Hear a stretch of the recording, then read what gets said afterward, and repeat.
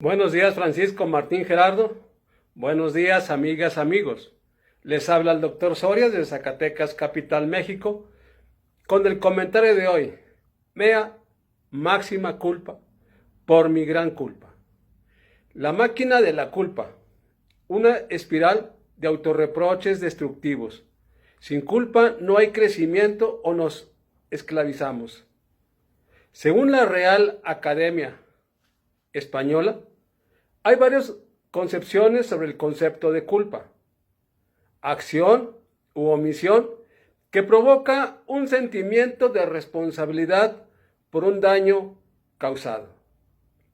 La pregunta inicial sería, ¿cuándo por el sufrimiento que le ocasiona su discusión interna entre lo que usted desea y lo que usted debe, o lo que es lo mismo, cuando nos sentimos culpables en numerosos momentos de nuestra vida, hemos causado o vamos a causar realmente un daño al otro? La culpa en nuestra cultura. Explorando en nuestra tradición judeo-cristiana, la culpa es uno de sus pilares filosóficos básicos. No obstante, el sentimiento de culpa ataca a todo ser humano independientemente de su cultura. La culpa puede darse sin haber tenido una educación religiosa, es mediante humillaciones, prejuicios, contextos, donde había ausencias de libertad, donde no se fomentaba la autonomía ni se valoraba la independencia, y donde había maltrato emocional, es donde se va gestando y alimentando los sentimientos de culpa en el hogar. La culpa ha sido ampliamente explorada. Uno de los escritores más importantes e influyentes que han existido le da un papel muy protagonista en Crimen y Castigo, Dostoyevsky. Hay distintos tipos de culpa, la buena y la tóxica. La culpa buena, que es la que conlleva un tipo de responsabilidad hacia los demás y hacia uno mismo, es en definitiva una manifestación de unos valores positivos. Por ejemplo, una persona que está a cargo de un niño pequeño, es sano que se sienta culpable si decide marcharse de casa y dejarlo solo. El niño no puede atenderse ni defenderse, por lo que ese sentimiento lleva a una conducta positiva de cuidado y protección necesarios para la vida. Pero luego está la culpa tóxica o esa destructiva. Esa culpa destructiva. Esta tiene mucho que ver con las introyecciones que hemos ido incorporando de nuestros padres críticos, eso que surge como respuesta a mandatos y voces internas que en su momento fueron instaladas en nosotros sin nuestro consentimiento.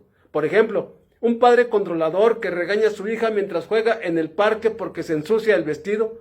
Si esa niña, al hacerse adulta cada vez que se ensucia, se siente mal y culpable, se dice a sí misma que es una descuidada, está respondiendo al mandato de su padre crítico. Sin embargo, ella lo sentirá como un pensamiento propio porque lo ha incorporado a una edad tan temprana que no tiene una capacidad de autocrítica o análisis para diferenciarlo.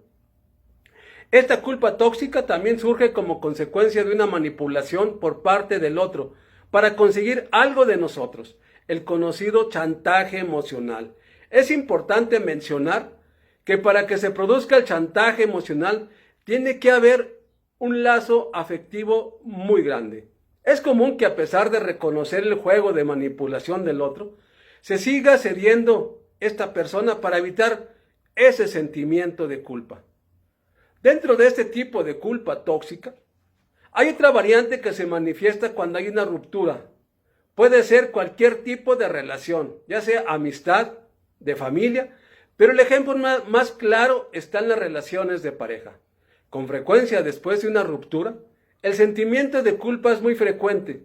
Se suele dar en ambas direcciones.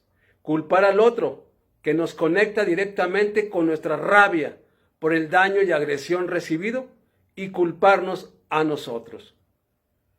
Lo que se esconde detrás de los distintos sentimientos de culpa mencionados, si profundizamos en él, ¿para qué? Del sentimiento de culpa destructiva o tóxica, aquella en la que por encima de nosotros, nuestros deseos y nuestras necesidades ponemos las del otro, el núcleo no es otro que una necesidad de aprobación, un miedo a la exclusión social, a no complacer y como castigo quedarnos solo.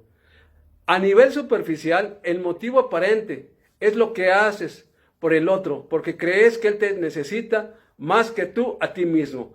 Pero si escarbamos más a fondo, hay un miedo al abandono, a que familia, amigos, compañeros de trabajo, etcétera, dejen de relacionarse con nosotros porque no hemos cumplido sus expectativas ni sus deseos. La culpa es una de las armas más poderosas para dominar y controlar al otro, para conseguir que el otro o la otra actúe como nosotros queremos. Es casi comparable al miedo como elemento controlador, pero más elaborado, menos primitivo en el sentido de que hay reglas, elaboraciones y muchos juegos psicológicos en provocar culpa. ¿Por qué en la adolescencia se inician ciertas conductas autodestructivas? En este periodo de adolescentes, el grupo de amigos representa la mayor influencia. El adolescente en ocasiones está confuso, con ansiedad y miedo, porque sigue arrastrando los mandatos de sus padres, que en ocasiones son contradictorios al de su grupo de amigos. En casos extremos, pueden llegar a realizar actos violentos de los que ellos mismos juzgan negativamente y confesar que lo han hecho porque el resto de sus amigos o novio o pareja lo hacían. En un grupo de AA, muchos de ellos comentan que empezaron a beber porque todos sus amigos lo hacían. Era lo normal. Incluso muchos de ellos comentan tristemente lo valorado que estaba quien bebiera más. ¿Qué pasa si un adolescente o una adolescente ante su grupo de amigos, amigas, que todos beben o se drogan, se niega a hacerlo? ¿Va a haber una comprensión razonable acaso? ¿Le van a apoyar en esa decisión, contraria a la norma del grupo? La respuesta es clara. Le van a excluir de cierta manera. Será el raro, la rara o el desabrido o la desabrida. Siguiendo con el grupo de alcohólicos, este sentimiento se arrastra hasta la edad adulta. Muchos de ellos comentan como un problema que cuando toman la determinación de dejar de beber a nivel social, se encuentran con muchas trabas incluso en su círculo más íntimo. Reciben muchos comentarios negativos con respecto a esa decisión. Pero ninguno se planteaba al decir que no al familiar o amigo. Eligen la exposición al peligro, asumir la ansiedad y miedo antes que decirle que no a sus amigos o familia. Cuando escogemos culparnos solo a nosotros, nos adentramos en una espiral de autorreproches destructivos. Si me culpo, me duele menos. Si me culpo, yo tengo el control de lo que ha pasado. Si me culpo, no tengo que afrontar que esa persona me ha dejado. Pero si me culpo, yo soy el responsable y no conecto con la tristeza del abandono.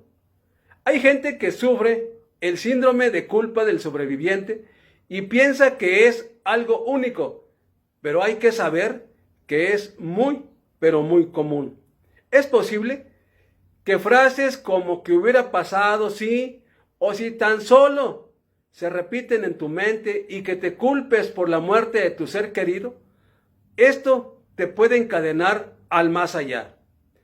Hay que enfrentar la culpa con una sensación de paz.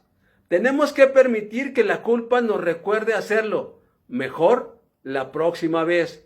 La culpa es como un saco de ladrillos. Solo hay que descargarlo. Este fue el comentario de hoy. Gracias por escucharlo. Espero lo aproveche y lo reflexione en compañía de los suyos.